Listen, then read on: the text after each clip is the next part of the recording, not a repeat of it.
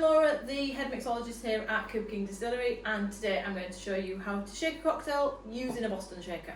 So in our glass we have got all of the ingredients for the cocktail, including the ice. We want to take our tin and we'll pop it on the glass.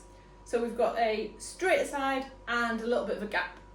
So we tap that on and put the glass at the top, tin at the bottom. What we need to do is we need to move the liquid and the ice from the bottom of the tin to the top of the glass and backwards and forwards until both are cold.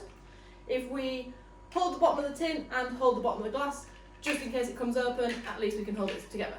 So if we just shake vigorously for a minute or so,